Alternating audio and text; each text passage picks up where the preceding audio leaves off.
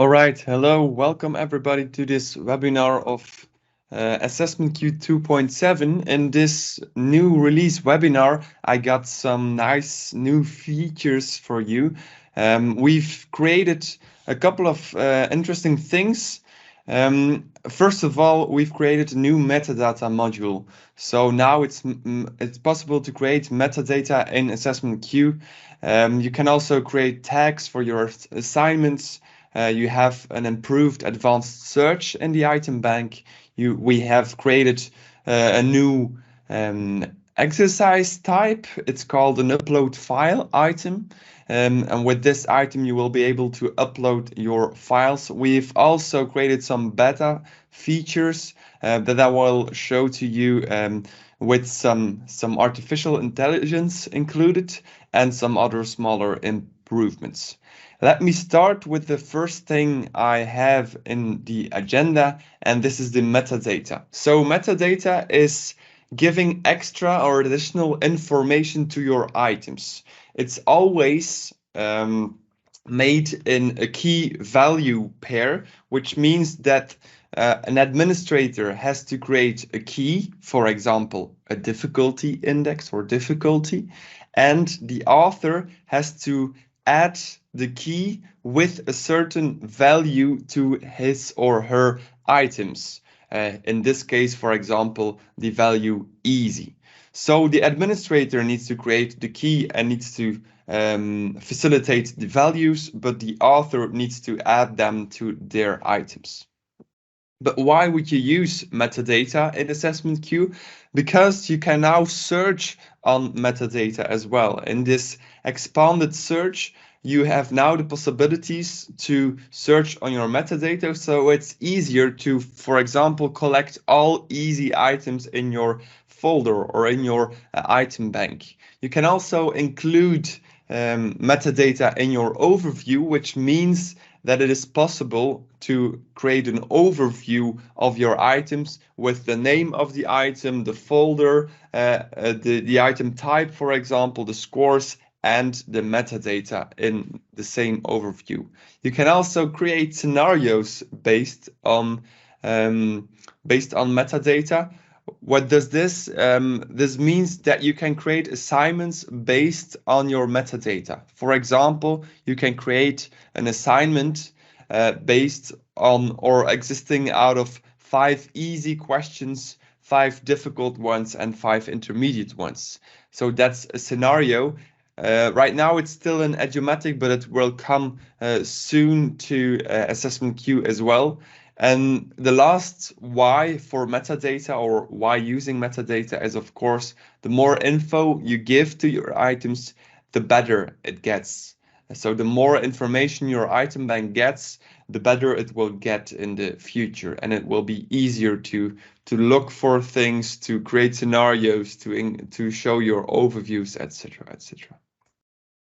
But how does it work now, creating this structure of metadata? So first of all, an administrator needs to create a metadata library. What does this mean? This is just a library. This is kind of a folder existing out of multiple metadata keys. So first of all, the library. Next to this, the administrator needs to add keys in these libraries. So the keys with their values, like I already mentioned.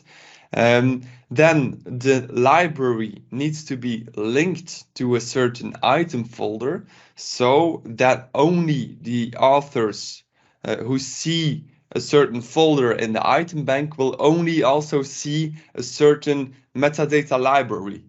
That's because it can get too difficult for authors if they see all the metadata libraries that exist.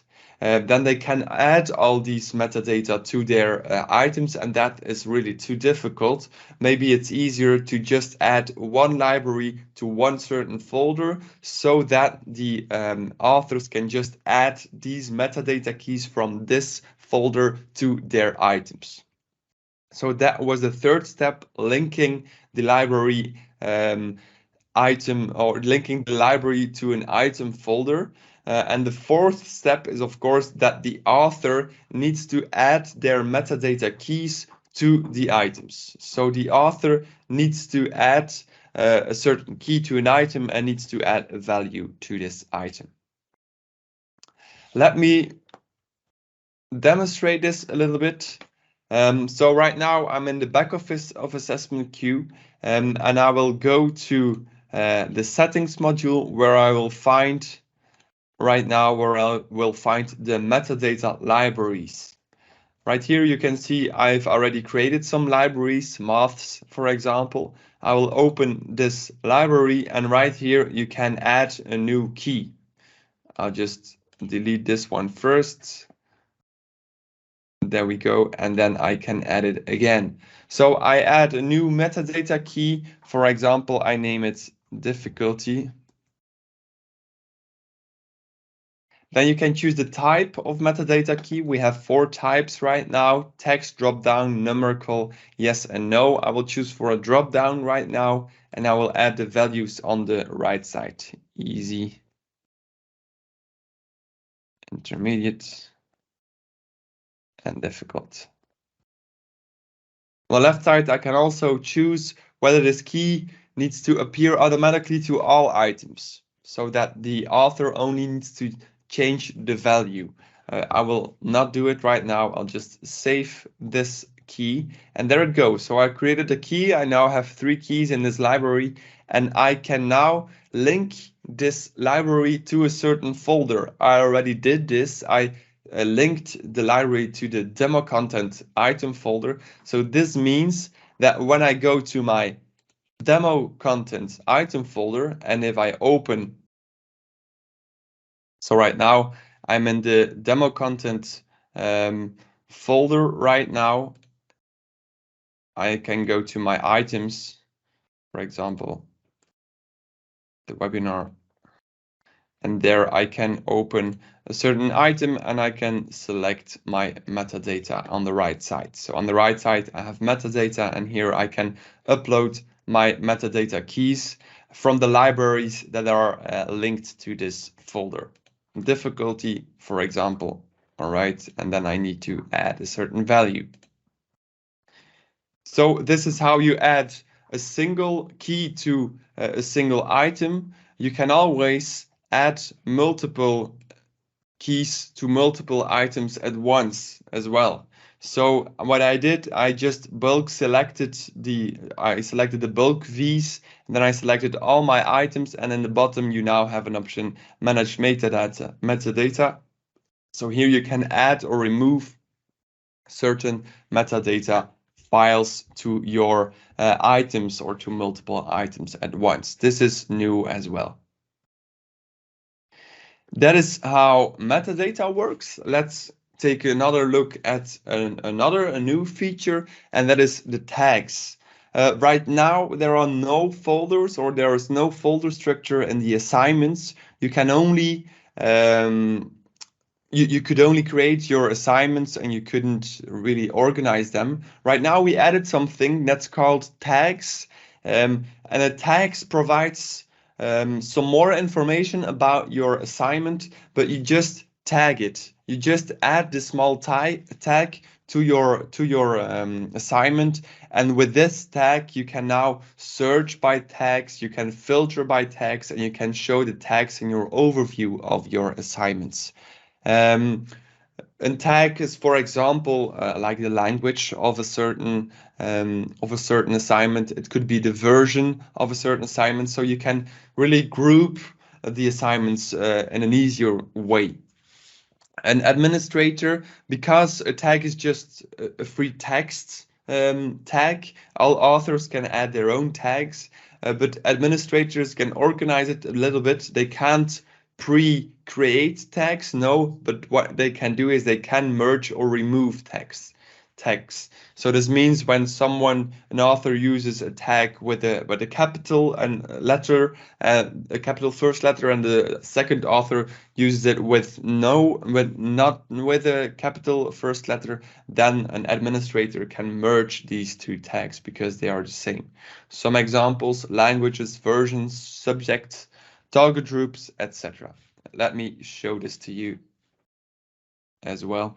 So I need to go to my assignments right now, and right now I can open a certain assignment, and right here in this overview I can add tags. I already added one tag, but I will add, for example, version 1. I can add it as a version 1 as a new value, but if it already exists, it would appear here as well. And what can you do now with it? In the overview on the right side in the column tags, you will always see the tags that contain the assignments. So you can see it right here, but you can also filter on the top on your tags. So if you only want to show to me the English assignments, then I just click on English, and then I only see the English tags with the assignments. And this is how you can now more easily group your assignments in this overview. Then we're already up to the third new feature or improvement, and that is the advanced search. Actually, I already showed this to you a little bit. We've created a new search bar. There is a new layout. It's more with round corners, I must say, and it's always visible. You don't need to click on a small icon, on a small glass to open the search bar. No, it's always visible in all modules. And in certain modules, there are some new filters added. So for example, in the assignments module, you can now filter on tags. That's new, of course. But in the items, you can also filter now on score, minimum or maximum score, or on metadata. So you can add metadata to your search filters. Fourth one is the file upload. So in a file upload item, this is a new item type that came over from Edumatic. But then here we made it more user-friendly, of course.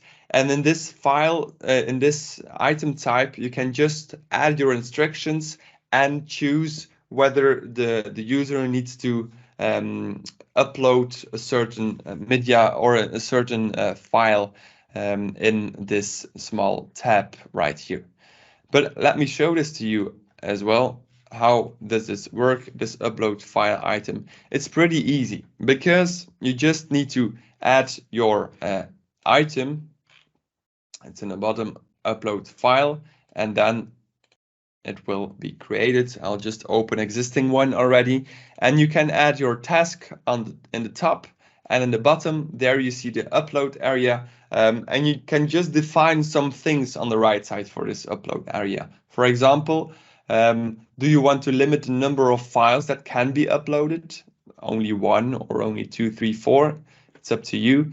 And which files are they able to upload? If you really specify they need to upload an Excel file and not a PDF one, then you can really allow here specific file types. And we use many file types, but here you can just choose, okay, for me it's a PowerPoint that they need to add. And then afterwards you can also skip certain extensions. It's really up to you what they need to upload.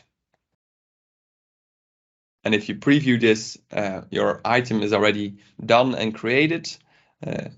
Your task is in the top, and below there is the drag and drop files here zone. And also, if you browse on your computer, you will see that they can only upload the files that you selected.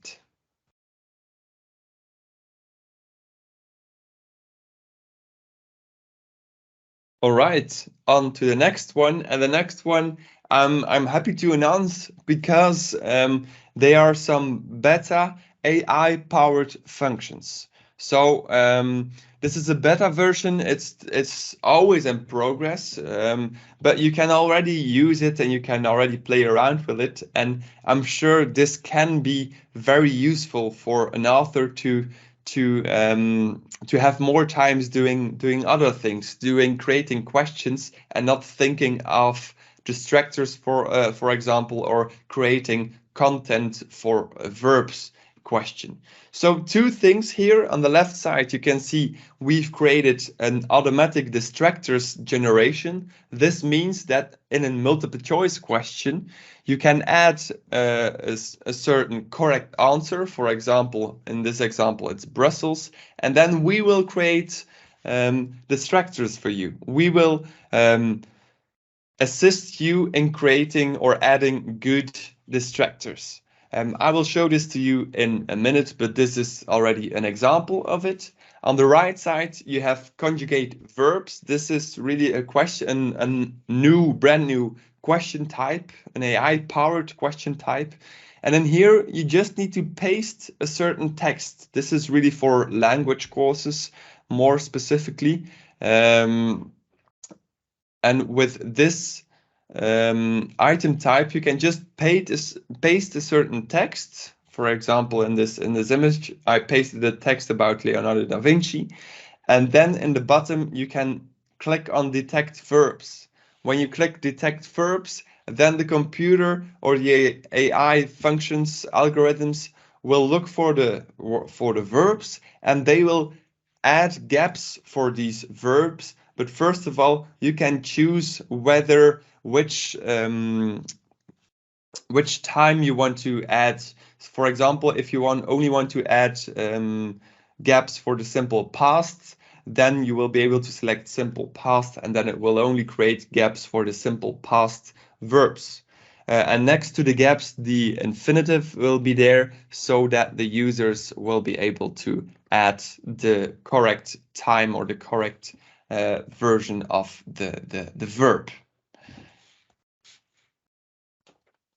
Let me show you these things very quickly. I'll just add, for example, a multiple choice question. Make sure these are beta versions, so an administrator has to enable these settings or these features in the settings modules. It's right here in the settings module, and there you have beta features. So here you can add or enable conjugate verbs, automatic distractor generation, and now I can use this in my items. For example, the capital was the capital of Belgium. I'll just delete these options. Brussels is the correct answer, and then I will select these arrows. It will search for distractors using the AI algorithm, and there you go. You have some distractors. I'll just add Antwerp and Bruges, for example, or use these two. There we go, and now recreated very quickly a good multiple choice item with good alternatives, because these are also two Belgian cities, of course.